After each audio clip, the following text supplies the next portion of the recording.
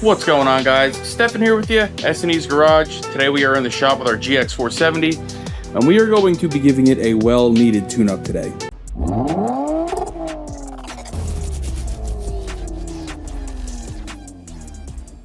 So we've done a lot of videos on this truck. You'll already know if you've been watching that we have a full exhaust on this, so we have headers on it.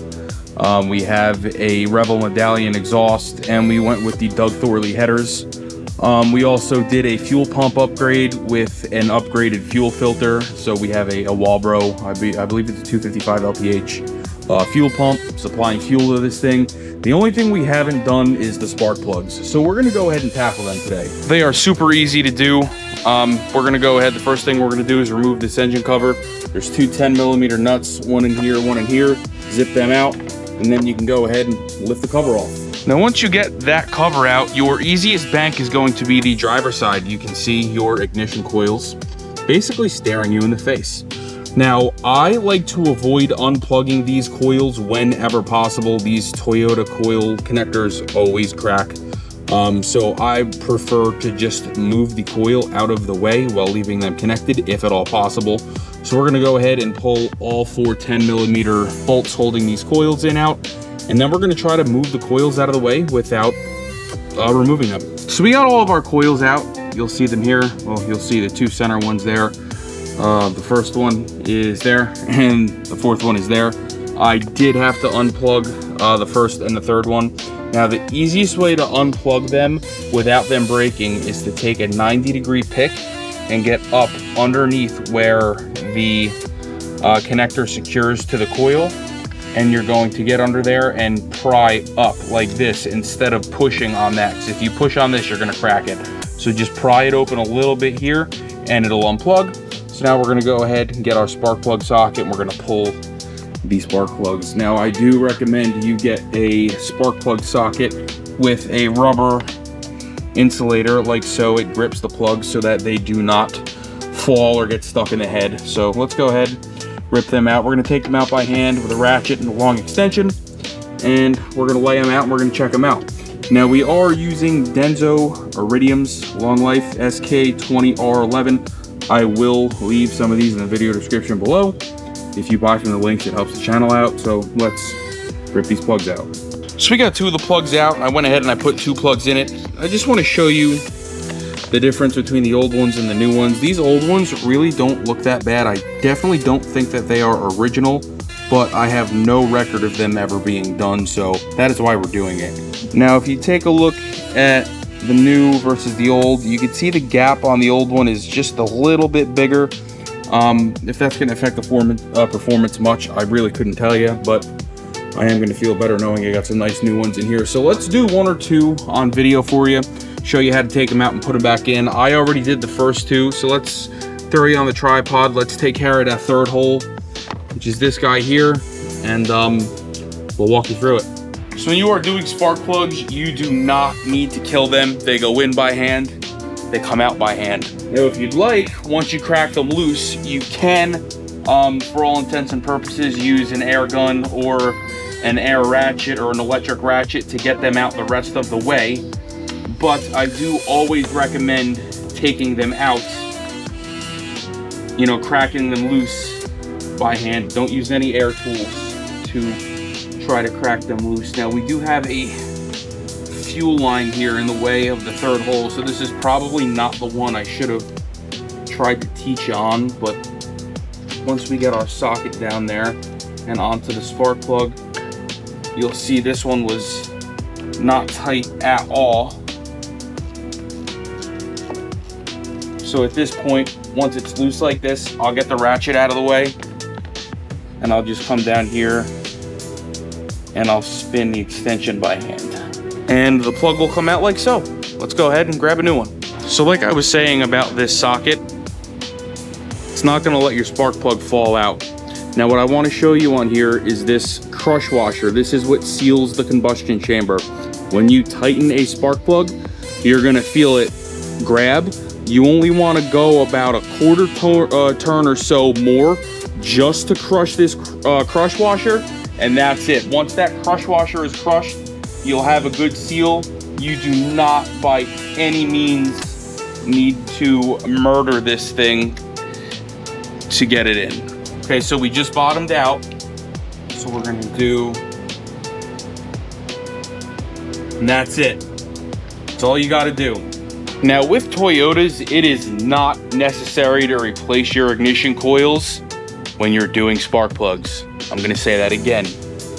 It is not necessary to replace your ignition coils. But if you are so inclined to and you decide to, please do not use aftermarket junk. Your original coils are better than anything aftermarket you can put in these. If you're gonna replace them, get some Denso coils, because that's what these come with. If you see, Toyota Denso. So if you want to replace them with Denso coils. That's it. You're going to want to inspect the boot here. You'll see our boot is in good shape. I do notice a little heat cracking here, so I am going to keep an eye on this. If for some reason we start misfiring, this coil is going to probably be a candidate for a replacement, but it was working fine when we removed it. It should continue working fine when we put it back in. So let's go ahead, drop the rest of the coils in, plug everything in, and then we have to move over to the passenger side. Now these coils are the same situation as the spark plugs. You don't got to kill these. They're little 10mm nuts or bolts. Just snug it up.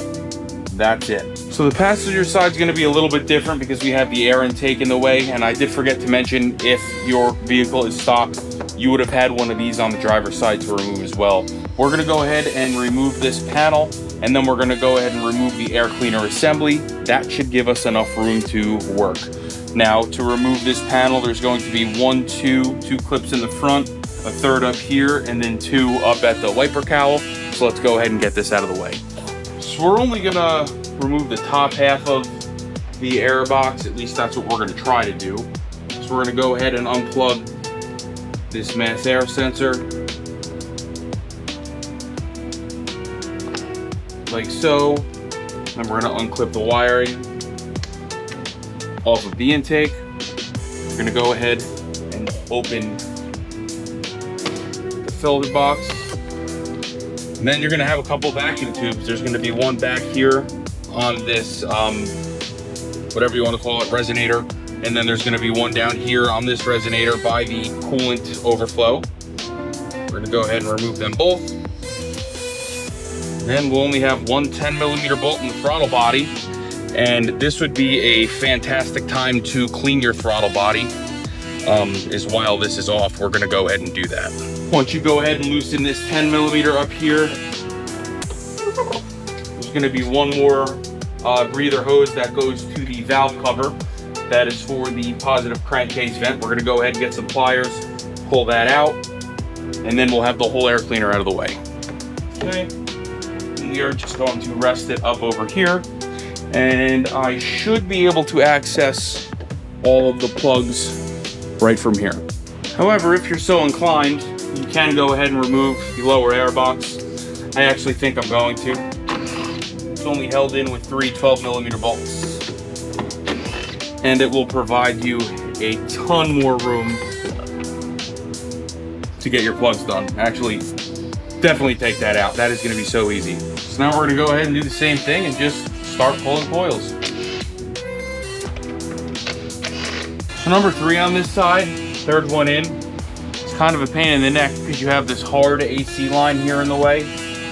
Your best bet is to get your socket in through the back side of the line, kind of like this, and then snake it out. If you try to put it in this way, it's not going to fit.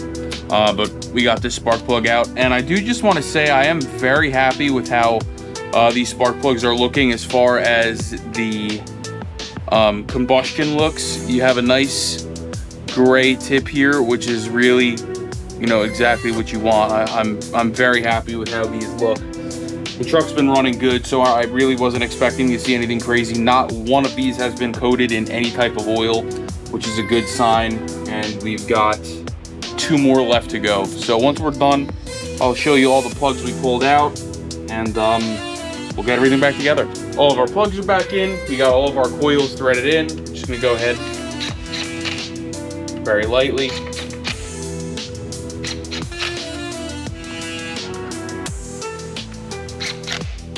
Okay, now we go ahead and grab our lower airbox, put it in. I'm gonna leave my my trim panel here off because I want to take this thing out and hose it out. There's a lot of dirt and stuff in here from us using this thing off-road, so I'm gonna hose it down a little bit, but let's get everything together. Let's hear it run. Let's go ahead and fire her up.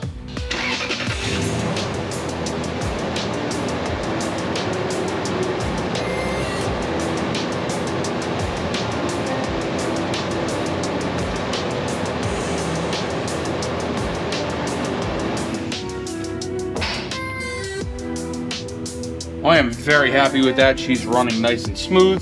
Let's go ahead and check out those old plugs. So what you're gonna notice here on our old plugs is they all look great. They all have a nice gray tinge to them at the tip. There's no black soot or any evidence of oil burning on these plugs. For all intents and purposes, I could have left these plugs in there. They're in fantastic shape. So I'm very happy with that. Now I know when they've been done because it was a big unknown before.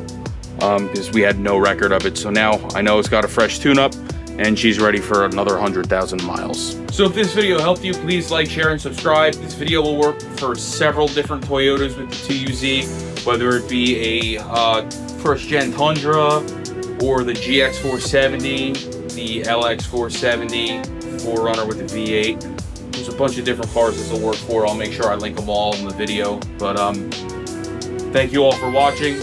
Like, share, subscribe, and we'll see you next time.